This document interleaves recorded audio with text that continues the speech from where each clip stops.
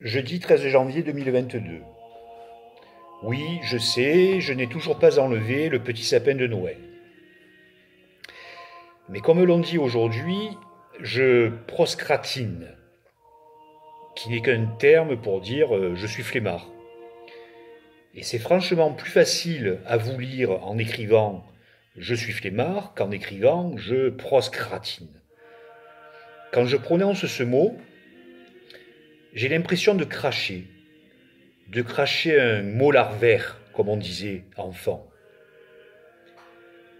Mais on s'en fout car la question n'est pas là ce soir. Ce soir, en sortant de chez mon garagiste de la tête, je me suis rendu au bar pour y retrouver ma fille avec qui j'avais rendez-vous pour l'apéro. C'est un beau moment ça, que d'avoir rendez-vous avec sa fille pour l'apéro. Lorsque je suis arrivé, elle n'était pas encore là. Elle tient le retard de sa mère. Bon, un retard qui reste toujours léger. La belle âme, par contre, était là. Seule à une table, avec un verre de blanc et un livre sur la table, elle se roulait une cigarette.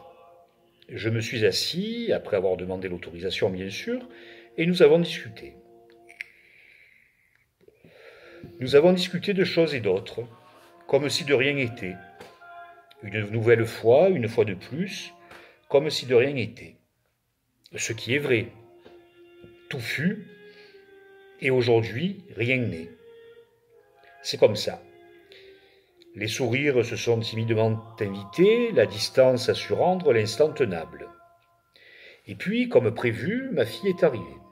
Elle s'est assise avec nous, et nous avons continué à discuter comme si de rien n'était.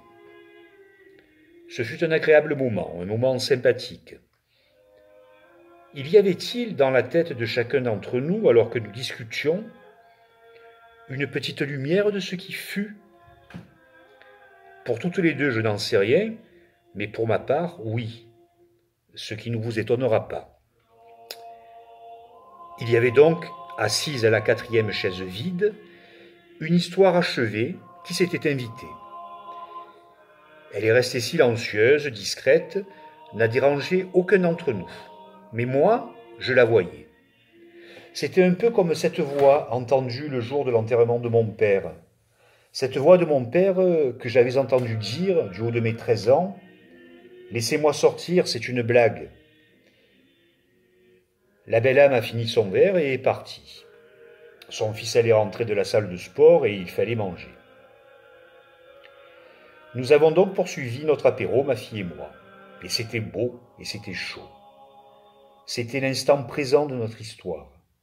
Son histoire de fille, mon histoire de père, qui avait pris place.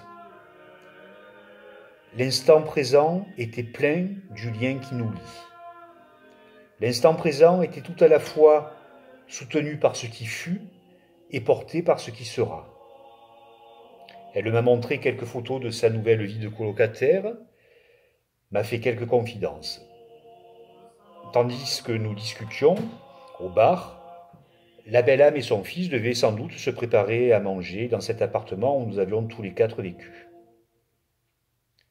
Comme si de rien était, ma fille et moi discutions en terrasse, tandis que la belle âme et son fils se préparaient à manger à la maison. Non, pardon, dans leur maison. Ça évitera les malentendus là où il n'y en a pas. Ce temps qui passe, ces chemins qui se suivent, puis qui se séparent, puis qui parfois se croisent à nouveau, l'instant d'un instant, comme si de rien n'était. La soirée est et sera sereine. Ma fille doit se préparer je ne sais plus quel plat mexicain avec ses nouveaux colocataires, et je suis là à aligner ces mots à vous lire. À vous lire dans les histoires. Celles qui furent, celles qui sont, celles qui seront.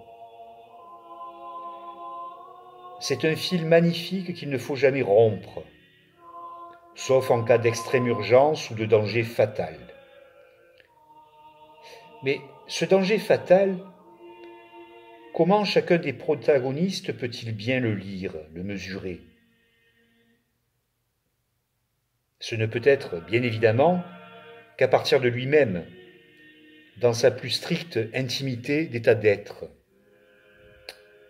Sauf que nous avons malheureusement souvent trop tendance à attribuer à l'autre le potentiel danger fatal. Mais que voulez-vous? Ce n'est pas aujourd'hui que nous nous referons, que vous vous referez.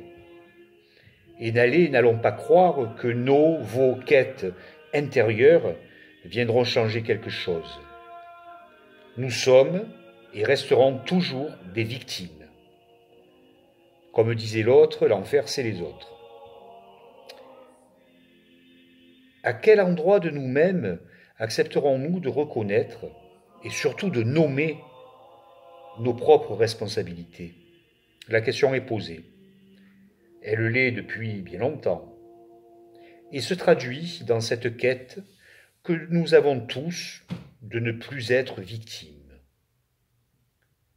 Mais elle élude un autre aspect, celle de notre responsabilité.